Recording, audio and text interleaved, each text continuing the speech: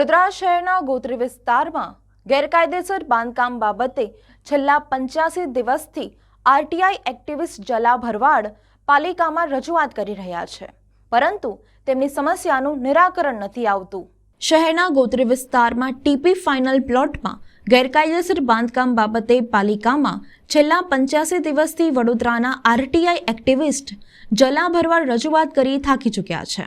તંત્ર તેમજ વિભાગના અધિકારીઓ દ્વારા તેમને ફક્ત આશ્વાસન આપવામાં આવી રહ્યું છે।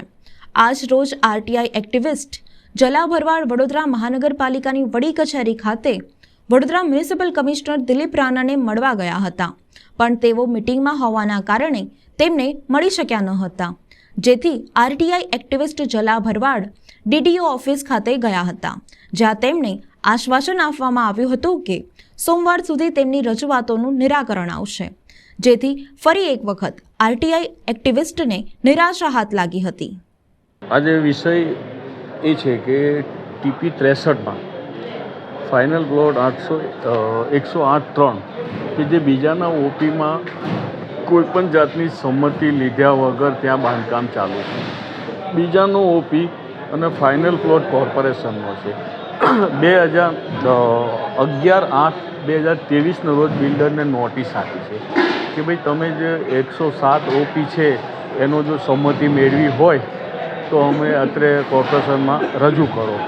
તો આજે 85મો દિવસ જાય છે, બિલ્ડરે કોઈ સંમતિ મેળવવામાં આવી નથી। તો નિયમ અનુસાર આ બાંધકામની મંજૂરી જે આપવામાં આવી છે તે રદ થવાને પાત્ર છે તેવી મારી રજૂઆત છે। પણ હું જ્યારે આવું તો કે આજે બજેટ છે, આજે હોનારત થઈ છે, આજે આ છે, ટાઈમ કાઢે છે। તો ટાઈમ શું કરવા કાઢો છો? મારી રજૂઆત સાચી છે, પછી એવું કહે છે કે આરટીઆઈ એક્ટિવિસ્ટ તોડબાજ છે। મહેન્દ્ર પટેલનો જે કિસ્સો છે, તો મહેન્દ્ર પટેલ આરટીઆઈ એક્ટિવિસ્ટ નથી, એ સ્કૂલોનું લાયોજન કરતો હતો, લાયોજનમાં પકડાયો છે। બદનામ કોણે કરે છે? આરટીઆઈ એક્ટિવિસ્ટને।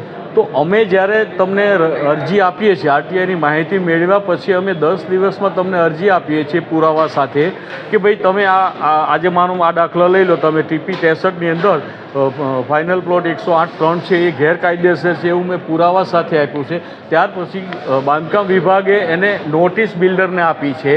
તો જેટલો સમય અરજી પડી રહે એટલાની અંદર શું થાય છે કે તમારા સમાધાનના પ્રયત્નો અધિકારીઓ કરાવડાવે છે, એવું એક ચોખવટ થાય છે। મારી અરજી 10 દિવસમાં નક્કી કરો કે આ બાંધકામની મંજૂરી રદ થવાને પાત્ર છે, તો બિલ્ડર મને કોઈ દિવસ મળવા નથી આવવાનો।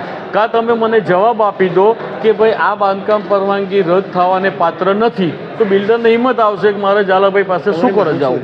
તમારી માંગ શું છે? મારી માંગ એ જ છે કે કોર્પોરેશનના પ્લોટની અંદર ચાલી રહેલું બાંધકામ એને આપવામાં આવેલી મંજૂરી તાત્કાલિક રદ થવી જોઈએ, અથવા રદ થવાને પાત્ર નથી તો મને જવાબ આપી દે કે ભાઈ આ રદ થવાને પાત્ર નથી।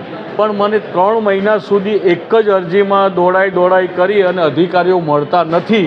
કમિશનર શ્રી પાસે બાંધકામ વિભાગે ફાઇલ રદ કરવાની ફાઇલ બી મૂકી દીધી છે 12 જાન્યુઆરી, તો છતાંય કમિશનર શ્રીને એટલો સમય નથી કાઢતા કે ભાઈ આવા મુદ્દા ઉપર તાત્કાલિક આનો સાઇન કરી અને આનો ઓર્ડર કરવો, કાંઈ એને બાંધકામ મંજૂરી રદ કરો અથવા પછી મને જવાબ આપો। આ જ મારી માંગણી છે। મારો પરિચય ઝાલાભાઈ ભરવાડ, એક સામાજિક કાર્યકર।